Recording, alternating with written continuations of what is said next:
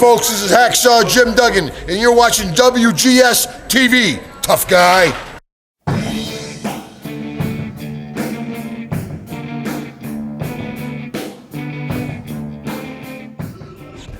Hello, everybody. Welcome to another installment of WGS-TV right here on YouTube.com/WrestleGamer and ZFX-TV. I'm Don't Be Billy Boudreaux. I've got a couple of guys to introduce you to. First off, he is the host of Hardcore Wrestling Radio, which can be heard every Wednesday night on blogtalkradio.com/Hardcore Wrestling Radio. It's the illuminous one, the shining star, Rick Starr. Rick, how you doing? Billy, I'm doing all right. Thanks for having me. And ladies and gentlemen, he is here, a one-time GCW Zero Gravity champion, and by far probably one of the most popular guys' matches, because when you look up a matchup with him, it's always got a ton of views here on WGS TV. It's the big machine, Cody Hawkinz. Cody, how you doing? How's it going, Bill?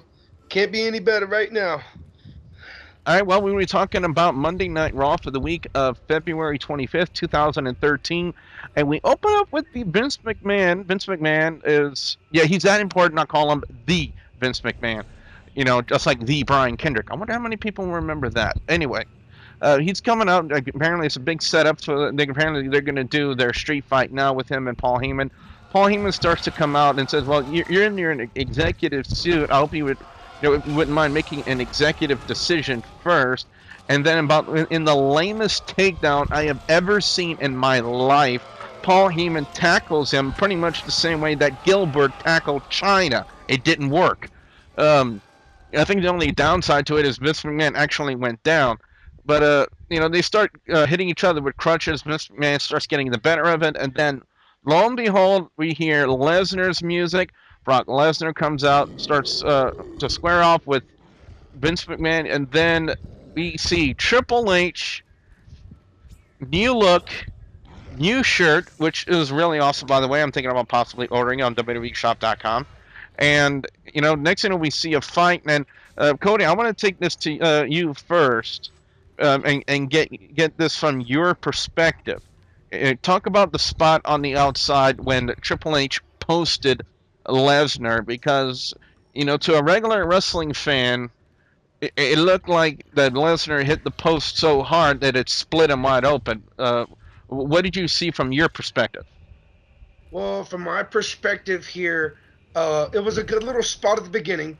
The takedown was amazing. Awesome, amazing takedown. Good little scrap against the guardrails and all that stuff. And then came the spot whenever Triple H, got advantage of the spot and ran Lesnar's head into the post. Now, either one or two things could have been possible here. One, he could have pulled off the old school theory of blading and do it just in the nick of time before the cameras caught it. Whenever the camera was off position, he would have been able to boop, hit him with the little blade. Or this could have been an all-out, straight-up juiced altogether. Like, it would have been forced. Because he went toward that corner post at a pretty good rate of speed. And he was hitting it at a bad angle. Not to mention, because it was great. No doubt about it. The spot was great. Dude was bleeding like crazy.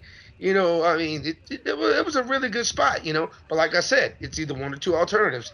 He was really close enough to stay off of those cameras long enough to where he can blade, or he really got nailed and driven into that post. Rick, my question to you, having this for your opening segment, despite the fact that, yes, it is really, really epic, but do you think they maybe opened the show with this because it was just, even though it did turn out really good, it was just so blatantly obvious what was going to happen? Despite what it was, I have to admit, we all know what was going to happen, but I have to say, this was probably the best opener I've seen for Raw in a long, long fucking time. I'm going to tell you, when I heard Triple H's music hit, I got goosebumps. And I'm going to tell you, I really, very rarely got goosebumps. I heard that music hit, and I'm like, wow, he's still got it. I still really wanted to see Triple H come out, and I'm like, even though we've seen these two go at it a couple of times, we've seen their matches, it wasn't that great, I'm still a big fan of Triple H. I hate to say it. Excellent opener. I got to give it a 5 out of 5. Hands down. Cody, you agree with that score? Yes, I do agree with that score. And same here, so we're going to go 5 out of 5. Rick, on Monday Night Raw this week, we had our opening matchup, saw a matchup we saw countless times on WWE Main Event, and it's Ryback taking on Money in the Bank winner from last year, Dolph Ziggler. Talk about this match. What happened? Well, for the most part, I have to admit that usually Dolph Ziggler last year would just get jobbed like that. But that wasn't really the case we saw during this match. Dolph Ziggler kind of held his own for the most part. He was reversing several matches or several moves. He even got Ryback in a sleeper hold a few times. He really kind of held his own. But and then of course there was a lot of outside help. But you know what? It didn't. At the end of the day, it didn't really make a difference. He still got Ziggler still got shell shocked and still got and Ryback still got the win. Ryback, would I say he dominated? I wouldn't say it was a one-way beating, but we still know who got the win at the end of the day.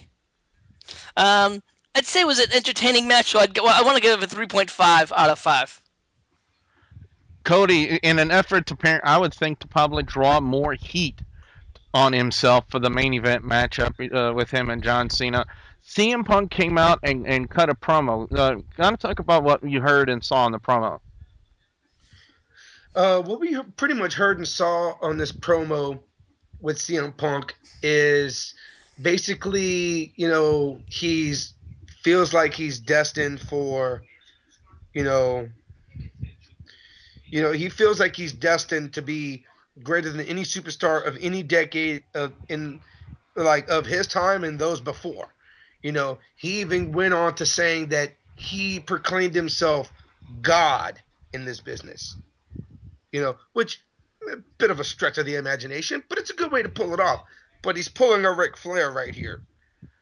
Cody, do you find in this promo there were a lot of digs? And do you think it would actually open the door to the opportunity? A lot of people have said this already. Punk Taker at WrestleMania? Yes, I do believe it would be Punk Taker at WrestleMania. That's the only reason he would try to pull off the I'm God deal. Because we already know if you're going to put CM Punk and Taker together, you need some kind of heat. I mean, you got the best in the world or God versus the dead man. Or best in the world versus a streak. You've got so many things, so many options, so many ways you can place this match. That's why he's trying to pull this I'm God deal, because he knows and everybody else knows.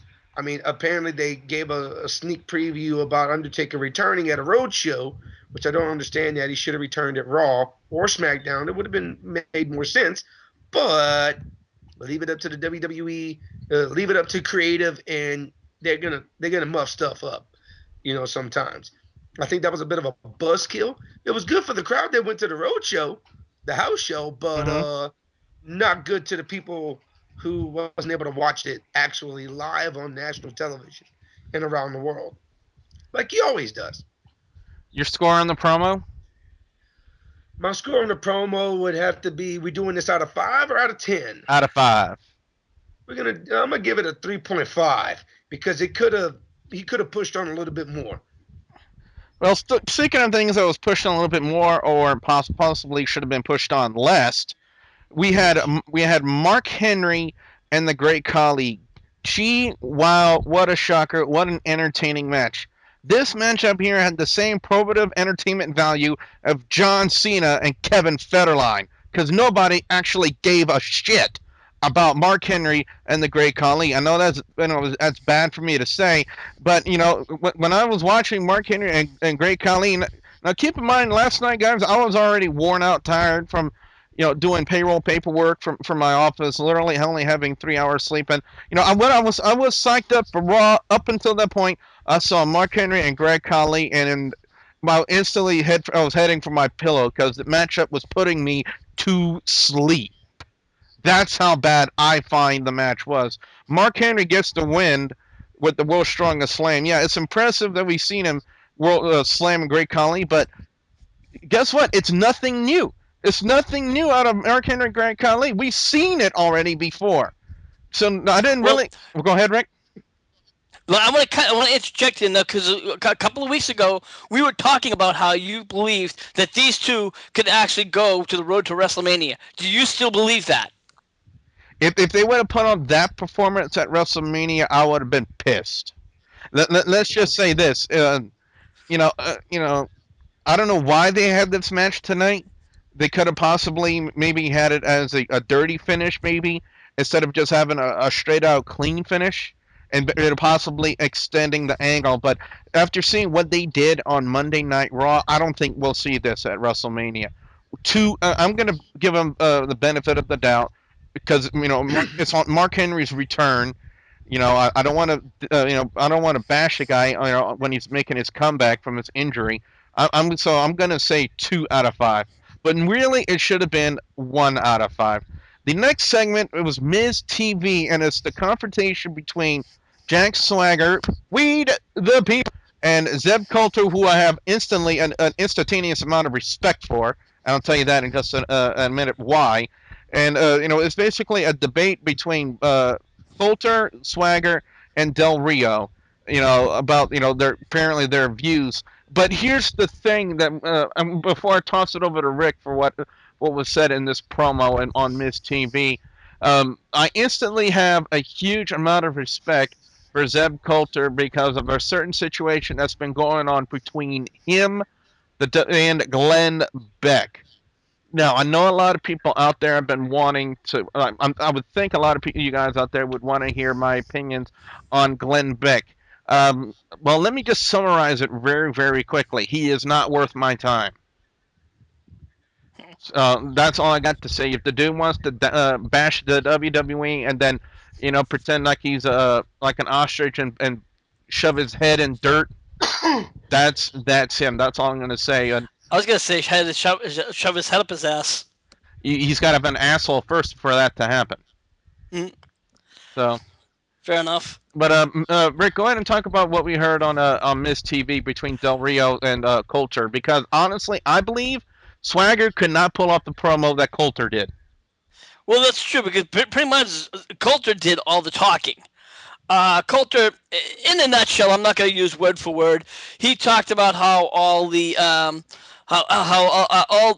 everyone all the foreigners was coming over and taking our jobs and taking our resources, and people and he didn't the things that people didn't know in Mexico, if you were foreigners, you couldn't own property.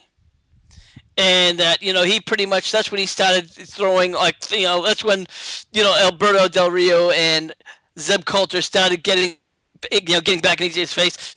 Alberto saying, "This is my land, this is my country too, and these are my people." And of course, that's when the fans started going all awry, and it was really just that's how it got down to. And I think the only thing that that Jack Swagger just would grab the mic and says, we the people, we'll see you at WrestleMania," and that was pretty much about it.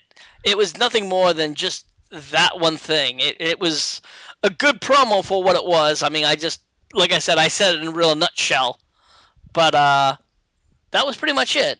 And then we went to Raw, the WWE Active second screen, and we saw Zeb Coulter approaching The Miz. Apparently, Coulter not very happy with the way The Miz conducted Miz TV and the interview, and then he was attacked from behind by Jack Swagger, which ultimately was going to set up a matchup later tonight. Now, as we're about to tread, before we go, Rick, your score on Miz TV.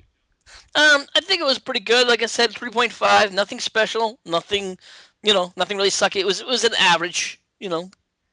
Now, Cody, you're up next, and I think with certain urges to a certain someone who's probably listening right now, we're going to be treading very dangerous waters as we go to Cody to talk about the next matchup, which saw Randy Orton taking on Antonio Cesaro. Yes, this match here between Randy Orton and Antonio Cesaro was a pretty well laid out match, if you ask me. There was a decent balance in between back and forth and the heat. There was no single set domination. It was a good back and forth match. I'll give them that. Very well laid out match. I give my deepest respects to both of these guys because both of these men have been in the business for years. I mean, I've been in the bit. I've been an independent pro wrestler for 4 years, but these guys really bring it to the table. Your score on the match? My score on the match, I'd probably give it about a 4 out of 5. I thought it was a great Because finish too, because we saw. I kind of wish it would have had a little bit more edge to it. Anyway, better yet, if it would have had that edge, I would have given it a 5. But I'd change back on that. I'll give it a 4.5 out of 5. What do you think about that finish with the RKO off the ropes? That was pretty sweet.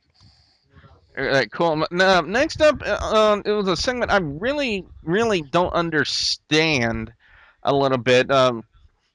Let's just say what happened. It's they called it Sheamus Oscar Snuffs, and it was more of a dig on Wade Barrett and the fact that he has no speaking roles in Dead Man Down, and Sheamus still picking on Wade Barrett about it, and we saw almost a physical altercation between these two, but it's got to be leading up to possibly, I would think, Rick, a WrestleMania Intercontinental title match between these two. But so far in this storyline, it's just leaving me scratching my head thinking, what? Well, I'm guessing that's what it is. They're looking to build more matches for WrestleMania, and you know what? These two have that kind of chemistry, and I think they would have a great WrestleMania match. And the fact is that they haven't really had any real interaction is building that kind of a match. When you have somebody who fights match after match after match after match, come WrestleMania, it'll be like, really? Another match? It'll be really, we don't want to see another match again. So I think come time WrestleMania hits, we'll want to see these two just tear each other apart. Well, I think honestly it's been a while since we've seen a real good Intercontinental title match at a WrestleMania, and if it really is leading to an Intercontinental title match between Sheamus and Wade Barrett, two things: one, I hope it goes longer than 18 seconds, and two, I hope we just get a really good match, because I think the last time we actually saw an Intercontinental title match at WrestleMania, I believe, was between JBL and Rey Mysterio, when Rey Mysterio defeat JBL in like 13, 14 seconds, if I'm not mistaken, and hands down won the Intercontinental title, and then JBL quit very shortly after. 3.5 out of 5 on this promo. Rick, up next, we saw the in-ring return of R-Truth from that very nasty-looking knee injury, taking on the Love Stash wearing Cody Rhodes. I can't even believe I just said that. Talk about it. How did R-Truth look to you? R-Truth looked like he was doing great. It seemed to be, looked like he was in great form. It was, all in all, it was a great match. If I'm not mistaken, I believe he even won the match. I don't remember this match too well, so you're gonna have to, I think the finisher, it was either a shoulder block or it was the lie detector. I think he won with the lie detector. I know that he'd won the So, like I said, it was an okay match. I just, I'll give it, a 3 out of 5 stars. Like I said, there was nothing really memorable about the match. I know that they were. I know that after the match, that Damian Sandow got involved because he wanted revenge for the week before, because R-Truth did attack him for the revenge for what had happened. So that was a little bit interesting, and then that kind of pumped it up a little bit. But other than that, I'll give it a 3.5 with the whole post match. So it wasn't too bad of a segment. I see the start of possibly another WrestleMania match between World Scholars and Kofi Kingston and R-Truth. Well, let me ask you this: why do you think they split the team up so quickly between Road Scholars if they knew that they were just going to bring them back together? That is honestly a very good question, and I would hope to think I would have an answer for that, because maybe they just didn't have any good tag teams for them to go against at the time, and maybe they just didn't want to see them going against the same guys over and over again, being one of the few heel teams, and I say teams very lightly. As Rick, I need Cody Hawkins glitched out. Can you bring him back in? Oh, sorry, Okay, sure. while I'm talking about that, but yeah, but now that our truth has returned, and technically now you do have a good face team with our truth and Kofi Kingston, I think it would probably make sense to use them because honestly, we honestly don't have that much of a match card announced yet for WrestleMania 29. I mean, we know the two title matches. It's Rock and I'm not gonna. Well, at this point, we didn't know it, but we all evidently know now. It's Rock and John Cena for the WWE title, and Alberto Del Rio and Jack Swagger for the World Heavyweight title.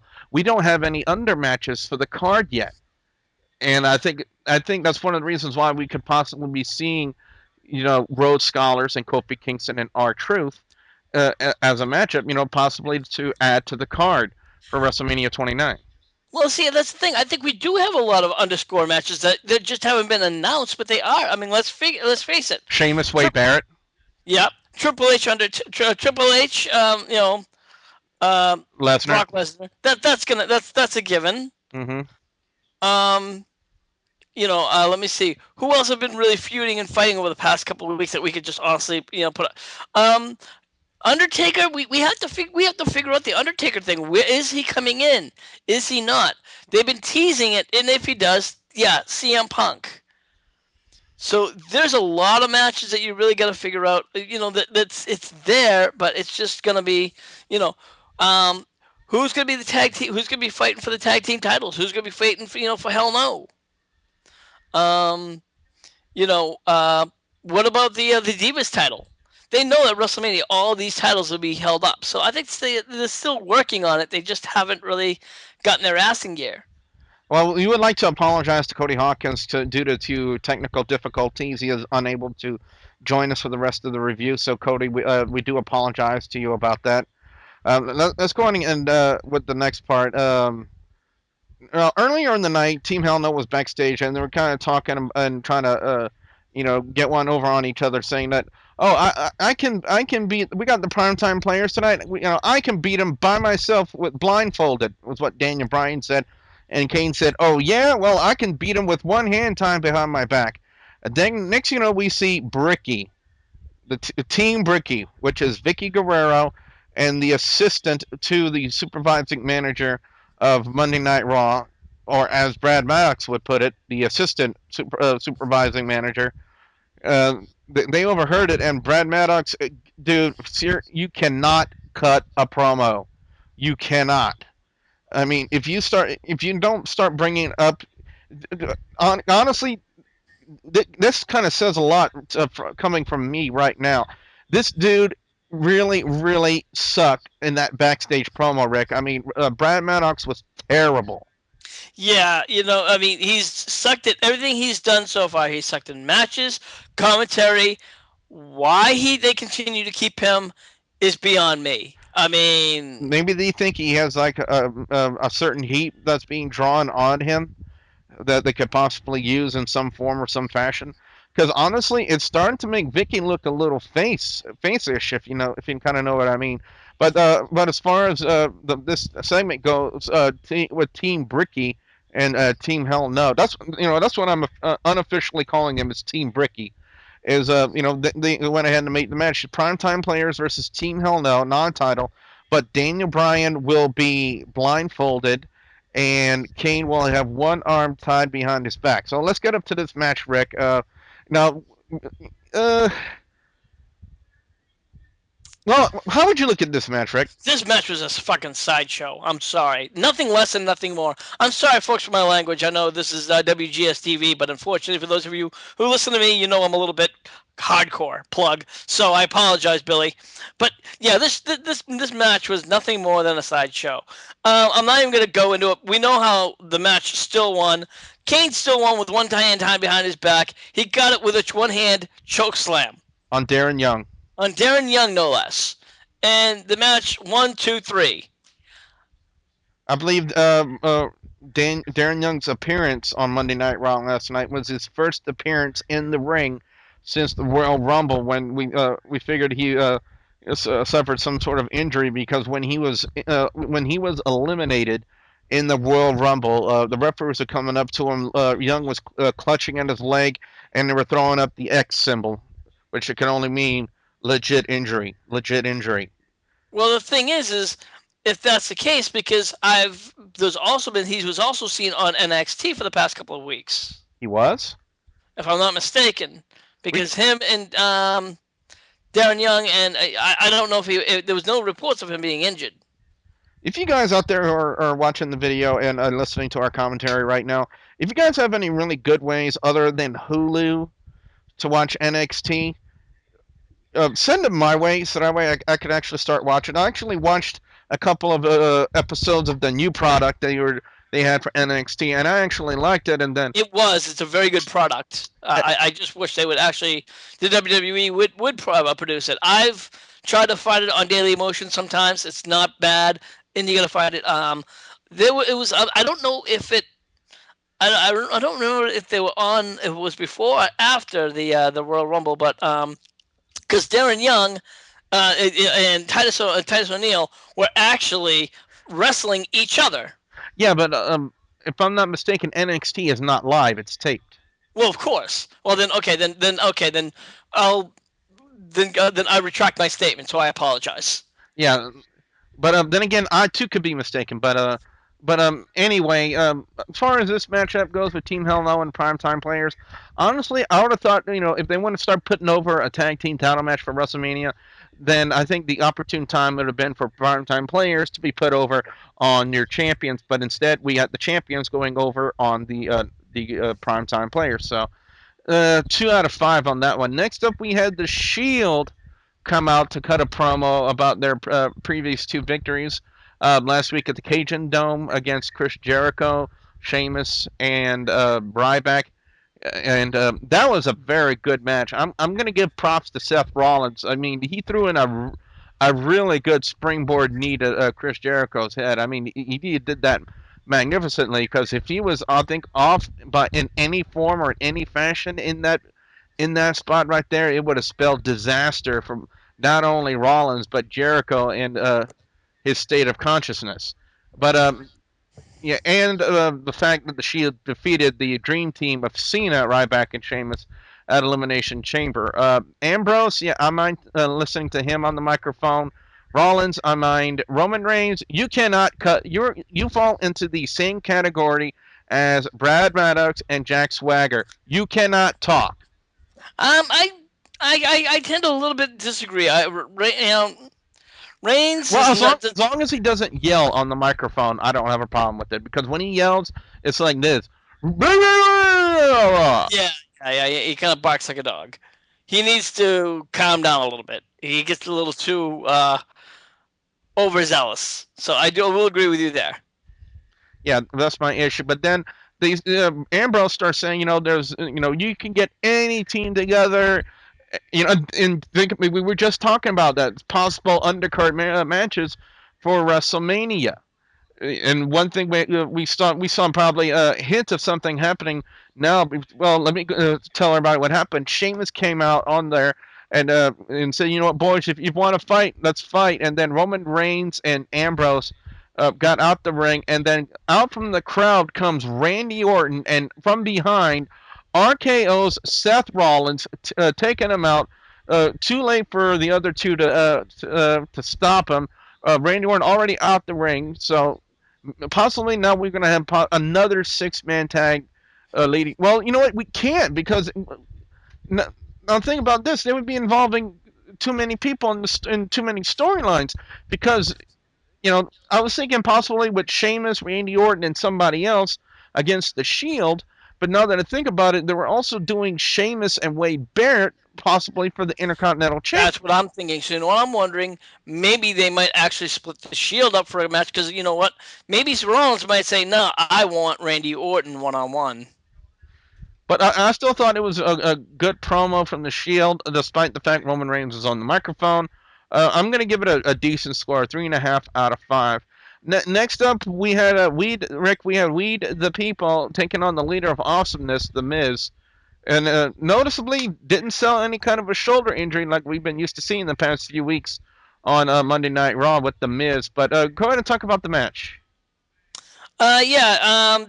This was not too bad of a match to start off. Of course, I noticed that early in the match, the Miz got tied up in the ropes with his foot, and of course that's where Jack Swagger, of course, starts, needless to say, targeted that foot. And I think not within a few seconds, gets him right in the new, what is he calls it, the Patriot Act. Patriot Lock. Oh, the Patriot Clock. I think I thought the Patriot Act.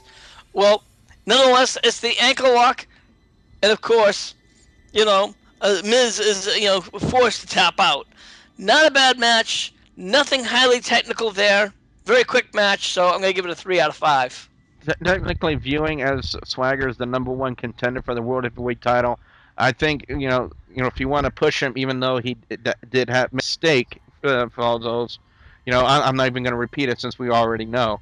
I still think if the WWE wants to push him properly, then it would kind of make sense to have Swagger going over on Miz. But now the matchup we've all been waiting to see, who is going to go to WrestleMania, John Cena or CM Punk? This was Rick. This is by far, if you want to talk about a matchup that was going to give you goosebumps and goose pimples, I even made a video last week about the possible scenarios that we could see. What would be better. Well, let me ask you, just in a flat out straight question, Rick. There were 3 scenarios that I presented on that video last week. I presented a scenario between Cena and The Rock 2, Rock and Punk 3, or Rock, Cena, Punk. Out of those 3 scenarios, which one did you like? I had no question. What did I personally want? Yeah. You know what? I have to be honest with you. I wanted just to have the straight out. I just wanted to see Cena and Rock, only because the triple threat just wouldn't have worked. Just for the obvious reasons, because it was just I just wanted to get it over with, let it happen, because I would like to see Punk. If anybody's going to face the Undertaker, I think it should be Punk. It made better sense. Why take up? You know what I mean? Mm-hmm. And I think, believe it or not, if anybody should defeat the Undertaker right at this point in his career, it should be Punk. Why not? Punk is working on these accolades. Why not? He's had the title for the longest reign. I think if he's going to be the best in the world, let him defeat somebody who has this kind of winning streak. Now, my question though is, you've seen the logo for WrestleMania 30. Yes. What does that logo symbolize to you? Well, the 3 X's. No. Oh, CM Punk. No. Well, what am I missing? You're missing the colors. Look at the colors. Oh, I would have to have it in front of me, honestly, and I don't have it in front of me. Okay. Well, the colors are dark purple. The colors of the Undertaker. Bingo. I'm guessing, one way or another, they're trying to hold off for the Undertaker for that to be his last year. I think I have a new reason, guys and gals, for Rick Starr to hate me, because I'm going to WrestleMania next year. I don't hate you. I envy you, but don't hate you. I don't think, that's why I think if he does show up this year, that's why they've been teasing it. Whoever he faces, he's going to again, of course. The streak will continue.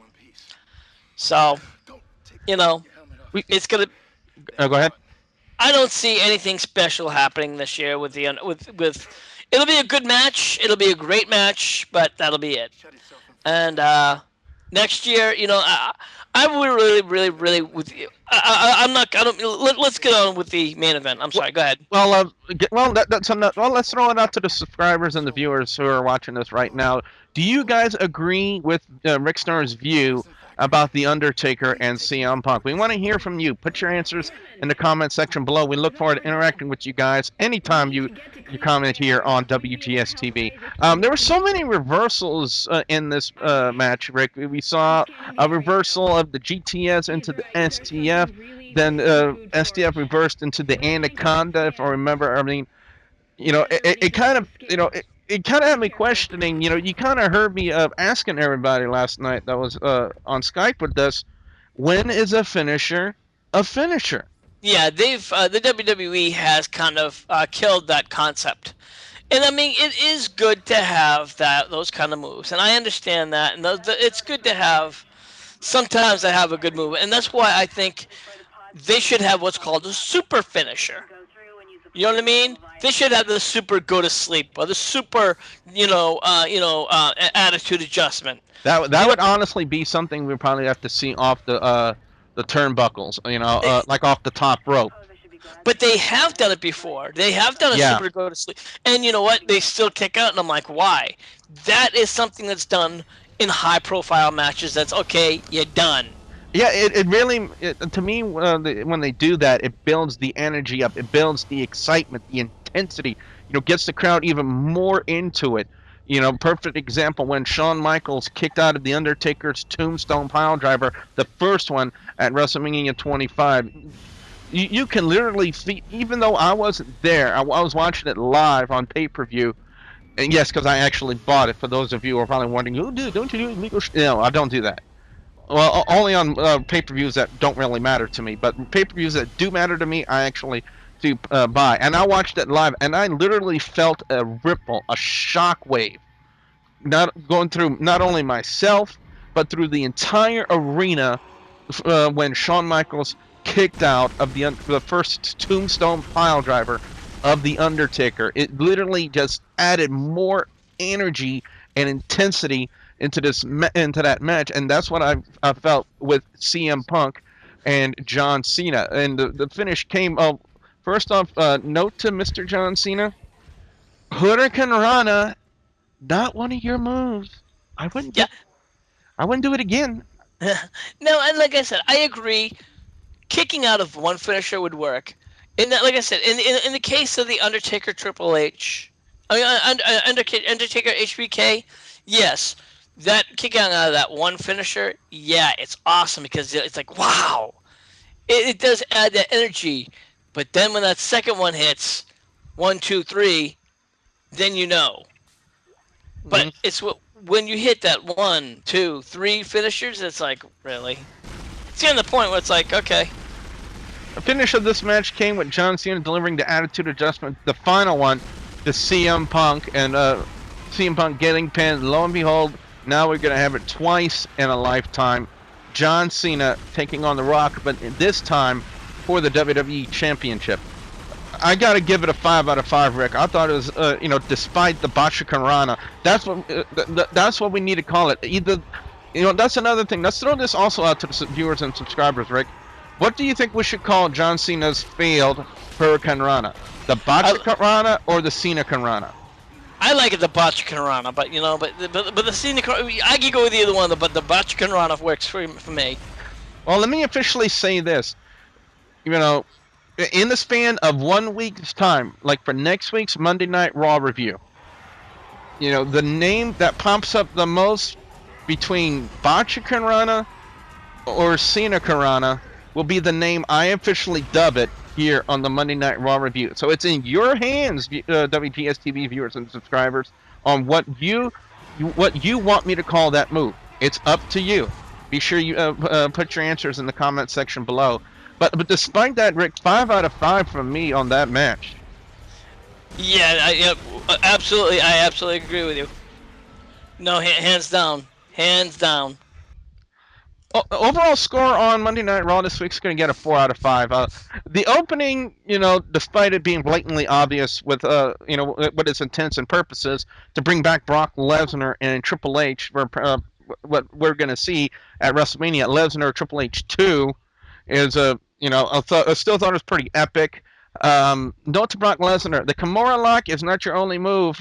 Do not pimp it out like a pimp and a whore, like you did at SummerSlam. The CM Ryback and Dolph Ziggler, I thought it was okay. The CM Punk promo was CM Punk cutting a promo. What else could it be but epic? Mark Henry and Great Khali. Honestly, I would rather see Bam Bam Bigelow taking on Bastion Booger. The Miz TV segment, Roberto Del Rio, Zeb Coulter, and Jack Swagger. I thought it was very good. It's a good thing they brought Zeb Coulter in to do the talking for Jack Swagger because he can't talk worth the damn.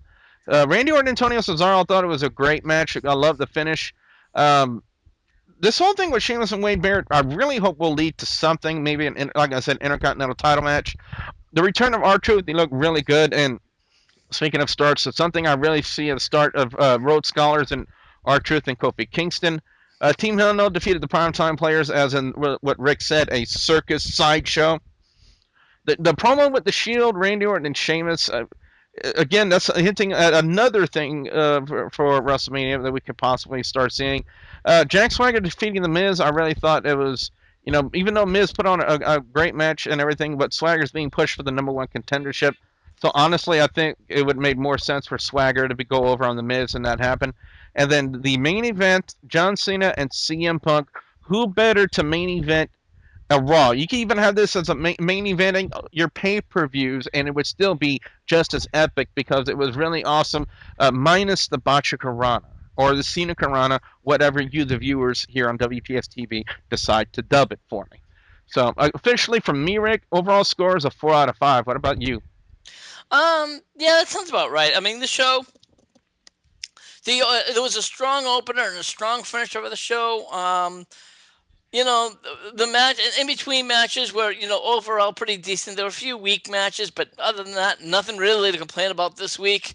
They teased The Undertaker, but they really didn't, I thought he was really going to be showing up, but apparently we still don't know what's going on with him. So, yeah, I'll give it a 4 out of 5 this week. Absolutely. So what we want to know now from you guys out there, the viewers and subscribers, your thoughts on Monday Night Raw this week. Be sure you put your comments in the comment section below. Again, we always love interacting with you guys here on WGS-TV, so be sure you shoot us your thoughts. We want to hear back from you on what you guys thought about Monday Night Raw. And also, you got the 2 comment questions. One, do you guys agree with Rick Starr's views about The Undertaker and CM Punk possibility? And 2, well, you guys have the chance now to officially dub the name of John Cena's botched Hurricane Rana from Monday Night Raw. The Cena Karana or the Botcha Karana. You have 1 week's time to put in all your votes in the comment section below. And again, the name that pops up the most in 1 week's time between Cena Karana and Botcha Karana will be the name I will officially dub John Cena's Hurricane Rana from here on out. Whether he botches it or not, that'll be the name of it. So, also, guys, Rick Starr's over on Hardcore Wrestling Radio, blogtalkradio.com/Hardcore Wrestling Radio. Rick, what you got coming up? Well, of course, this Wednesday is Hardcore Wrestling Radio. We'll, of course, be talking about Raw, our version of Raw, what we thought about Raw. We're also going to be talking about all the news, what's going on. We'll also have our game that's coming up, segment that's calling the F game. So, and a whole bunch of other stuff. We'll be talking about the mystery of The Undertaker, what's going on with him, and a whole bunch of other stuff. So, be sure to get us 8 p.m. Eastern Time, 7 o'clock Central Time. Be there. Possible spoiler, Glenn Beck will be ripped a new asshole tomorrow night. Also, don't forget to please subscribe to youtube.com/WrestlingGamer and youtube.com/ZFXTV Network.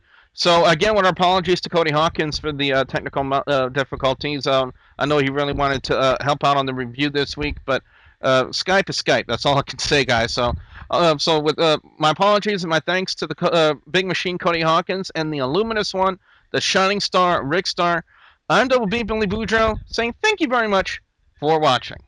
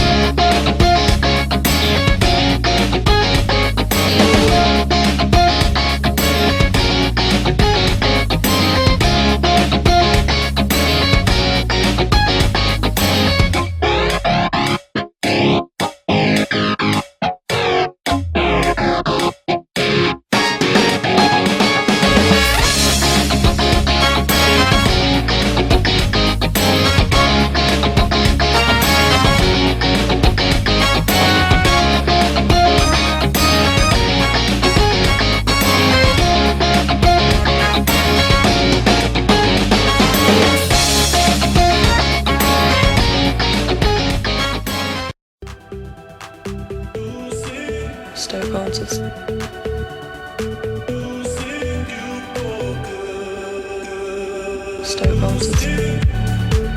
Stoke Volters. Stoke Volters. Spirituals medium. Stoke Volters. Stoke Volters. I'm Haley, ring rose, ring rose, ring rose, ring rose, ring rose, ring rose.